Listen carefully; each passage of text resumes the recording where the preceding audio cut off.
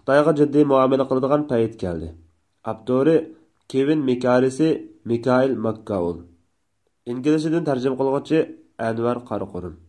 Mənbə Uyg'urlar Tor jurnalining 14-cü sanidan ilindi. Xitoy Kommunistik Partiyasi o'z hokimiyatining 71 yilligini tabriklayotgan bir paytda Amerikaliklar kommunistik rejimning asosiy tabiatining hech qachon o'zgarmaganligini, shundaqla kelgusidimi hech qanday o'zgarmaydiganligidan iborat oddiy reallikni tunib yetdi.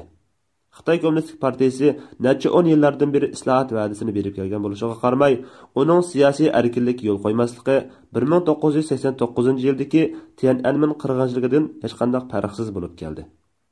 Hong Kongda vahshiylarcha bastirish, Sharqiy Turkistonda Uyg'ur madaniyatini sistemalik shaklda vayron qilish, qo'shni ellar hokimiyatiga to'xtovsiz ravishda hujum qilish qatorliqlarining hammasi Xitoy Xalq Jumhuriyatining rahimsiz bir partiyalik diktatorlikda turib kelganligidan iborat kuchli haqiqatni ko'rsatib berdi.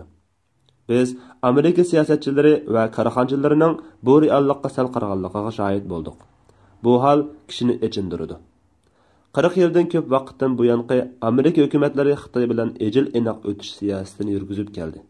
Prezident Obama kuchli Xitoyga quchoq ochib, uning ijobiy yaxshilik ekanligini, oqibatda Amerikaliklarning texmi ko'p xizmatga erishadiganligini jakarlagan edi.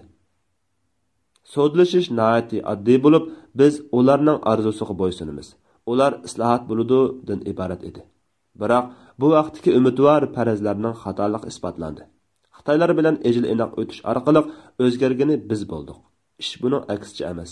Amerika minglagan yasmachilik ish o'rnidan ayrilib qoldi. Xitoy Xalq Jumhuriyati va uning shirkatlari aqliy mulk o'g'irligi orqali milliardlab tabobatga erishdi. Shundaqla uning armiyasi 3 qit'aga tarqaldi. Navoda bu xildagi prinsipsiz munosabatlar davom qilsa, Amerika Xitoydan iborat zo'r kuchga kelgusini tartuqqa berdi. Xitoyning yer shariga yomon niyatda bo'lish shumniyatiga qarshi turadigan payt yetib keldi.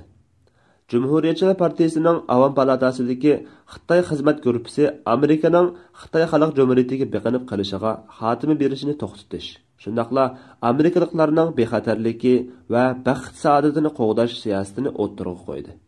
Bizning atrofli tavsiyalarimiz Amerika hukumatining ideologiyalik raqobat, ta'minlash zanjiri, davlat bexatarligi, texnika, iqtisod va energiya, raqobat kuchi qatorliq 6 sohadagi strategik harakatini safarbar qiladi. Shubhisizki, biz cho'qim armiyamizni kuchlantirishimiz, Xitoyning o'g'irlik qilmishlarini, shundaqla davlatimizda ta'siriga ega bo'lish tirikishlarini to'xtatishimiz lozim.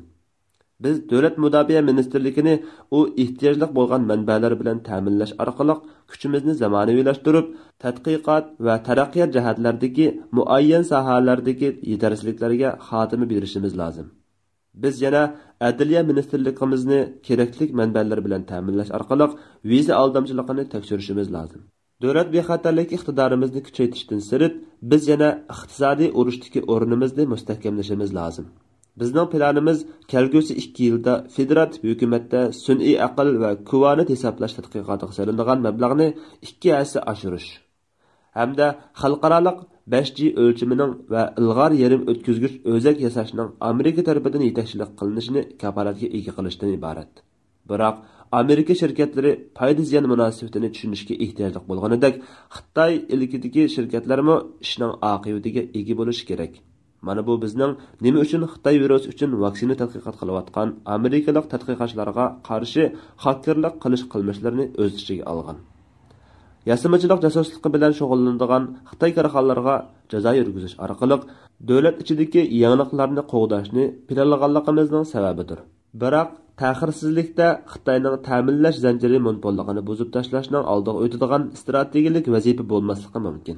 Xitoy virusi bizning Xitoyga dora, shaxsiy qo'g'dinish aslahalari va texnologiya jihatda biqinib qolganligimizni ko'rsatib berdi. Bu xil holat cho'qim oxirlashishi lozim. Bizning planimiz Amerikaning yasamachiligini oshirdi. Shundaqla Amerikaning hamma mablag' solish sohasiga mangulik asosini sunish orqali ta'minlash zanjirining bardoshlik berish iqtidorini ro'yobga chiqardi. Shundaqla davlat ichi ishlab chiqarish beji inovatini asliga keltirdi. Davlat ichki kuchini mustahkamlash bilan birga biz yana axloqiy xatoliklarni jasoratli ravishda hal qilishimiz kerak. Sharqiy Turkistondagi masjidlarning vayronchilikqa uchrashi to'g'risidagi sun'iy hamroh rasmlari bizga mundaq bir ko'na haqiqatni eslatdi. Biz yomonlikqa sukut qilish orqali uningga ko'nib qolamiz. Yomonlik bo'lsa, kelgusida ming hassa kuchaydi. Bizning Xitoyning inson aqllari dafsandachiligi to'g'risida va uning bu qilmishiga yordam berguvchilar to'g'risida aniq so'z qilish majburiyatimiz bor. Bizning planimiz Trump hukumatini Xitoy Kommunistik partiyasining Uyg'urlarga qilgan hujumining irqiy qirg'inchilik hisoblanadigan yoki hisoblanmaganligini belgilashga chaqirdi. Bu tashqi siyosatga kuchli ta'sir ko'rsatdi. Biz yana Xitoy Kommunistik partiyasi tomonidan tasdiqlangan yoki Xitoy Kommunistik partiyasi tomonidan kontrol qilinadigan qurilishlar bilan serishlik bo'lgan filmlar va tanharakatlar bilan tushuncha berilish kerakligini talab qilyapmiz. Xitoy xizmat guruhimizning plani Xitoy to'g'risidagi mag'lub bo'lgan o'rtaq tunishni o'zgartib, bexatarligimizga va o'z-o'zimizga yetarli bo'lishimizga qarshi jiddiy tahdidga taqobil turdi. Planimizda 400 dan ortiq tavsiya bor bo'lib, uning ichida 170 dan ortiq qonun taklifi mavjud. Bu takliflarning 3 dan 2 qismi degidek ikki partiyaga o'rtaq bo'lib, 3 dan 1 qismidan ko'proqi allaqachon Avam palatasi yoki Kengash palatasidan o'tdi. Bu davlat majlisidagi Xitoyga oid eng konkret doklad bo'lib, uningdagi takliflar reallikqa uyg'un, shundaqla amalga oshirg'ili bo'ladi. Xitoy Kommunistik partiyasi hukumatda va jamiyatda mos qadamda faoliyat olib berib, ham tadqiqot organlarimizdan foydalanish, ham ularni yo'qotib o'tish ko'yida bo'lmoqda. U Xitoy arzusini Amerika arzusining o'rniga qo'ymoqchi.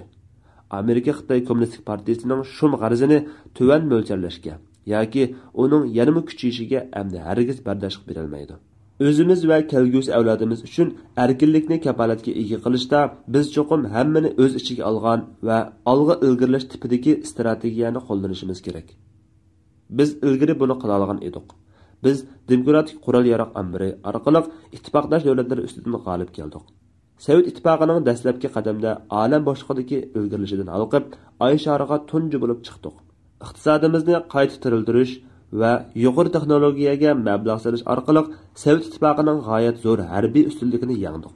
Har qanday ahvolda xususiy va ommaviy tarmoqlar zarur ayrimligini saqlab qolgan asosda milliy manfaatimizni ilgari surish uchun yerlikda ish olib berishdan qo'rqmagan va nomus qilmagan edi. Bugunmi shunga o'xshash yo'lda mengishimiz lozim.